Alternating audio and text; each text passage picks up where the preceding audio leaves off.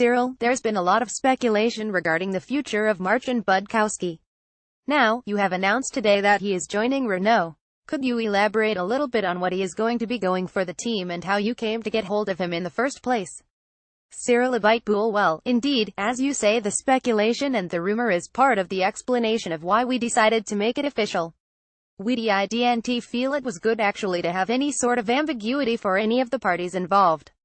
It's clear, and we appreciate, that it's a sensitive topic for lots of parties, but it was important, I think, to present our side of the story. Marcin is coming in a non-technical capacity. He's coming in a senior position into the team. I think it is a great career development for him. It's something that he is doing because it makes sense in his career. As far as we are concerned, since we came back, we are still building our team, building our structure. We tried something with Frederic Vasseur last year, which, it's no secret, unfortunately did not work out, but Fred has now found a fantastic position with Sauber, but there was still a gap and a position to be filled. Simply there is a lot to be done.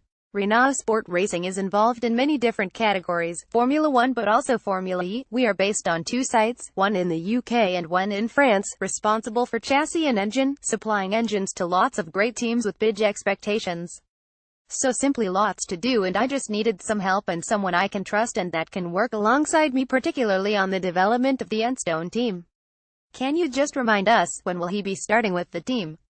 CA again, there has been lots of talk about that, not from us. We always made it clear that we would not want to be aggressive in relation to that. From a contractual perspective, he could be available from early next year, but we have had a constructive discussion with the FIA and I believe that we are close to reaching an agreement on a start date that would, make everyone comfortable.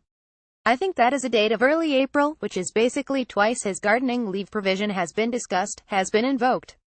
Nothing has been confirmed yet, but that is something we are completely prepared to entertain as far as we are concerned. If we look back to the Malaysian Grand Prix last weekend, it was a great victory for your engine.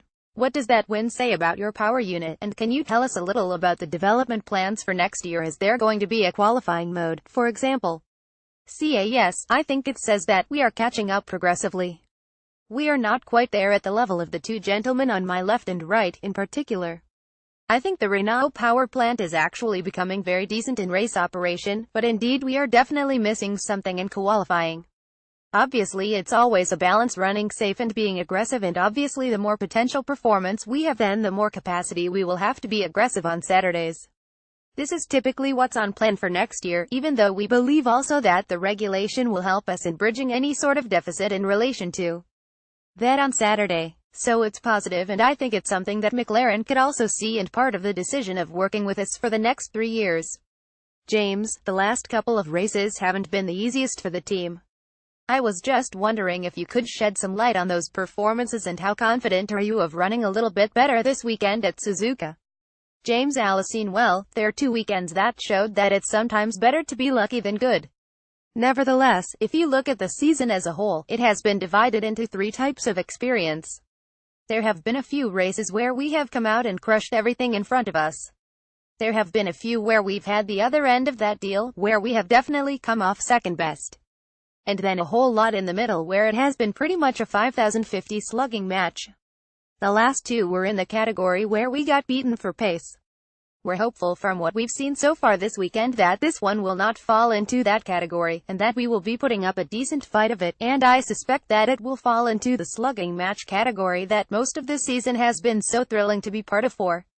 Where is the focus at the factory at the moment? The Constructors' Championship looks pretty nailed on, so are you allowing yourself the luxury of focusing on next year back in Brackley? Well, I would agree with you about the nailing business, but the truth of it is that every single team, every single year faces the dilemma of how they ramp down their efforts on the car that races and how they ramp up their efforts on the car that will race next year. Every single one of us, the teams that is, will be transferring a substantial amount of resource onto next year's car, because they couldn't fail but to do that. But there is still an amount of residual resource, more than residual, going into this one to make sure that those developments keep coming until later in the season. Thank you, James. Mattia, the last few races for Ferrari have been something of what if. I was just wondering, with reference to Malaysia in particular, if you could shed any light on the reliability problems you had there and how confident you are that you have solved those coming into the Japanese Grand Prix.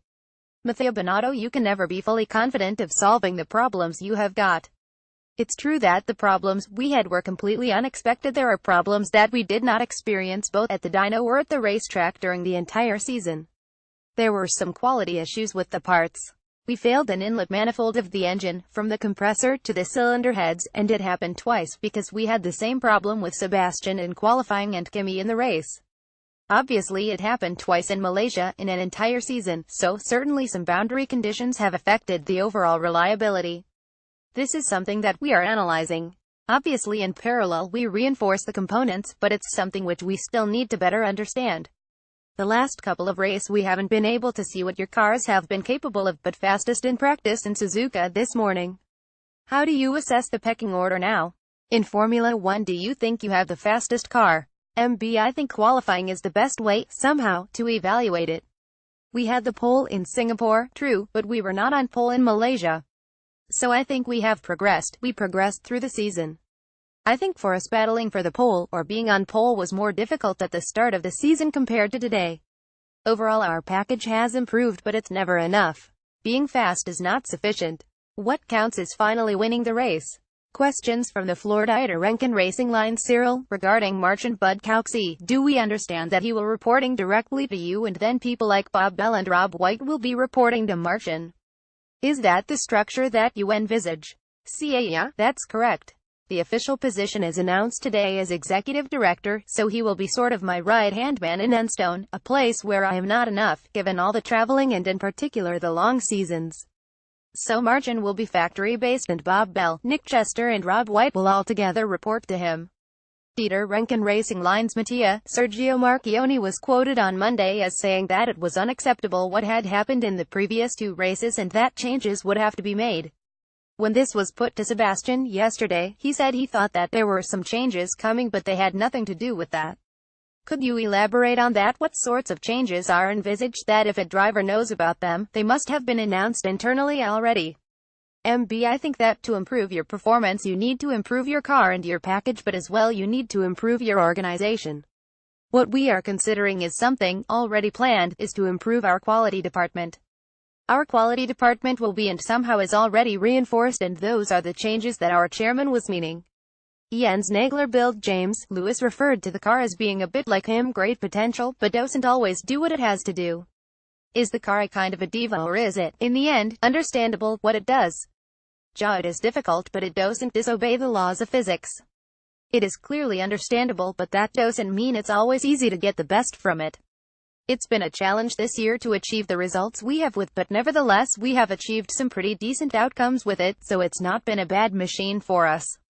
However, we would like a car that is easier to throw at the racetrack and easier to guarantee that every time we come racing we get every last little bit from it. Such changes as we have been able to make this year we have, and we hope that next year we make something with a slightly sweeter temperament.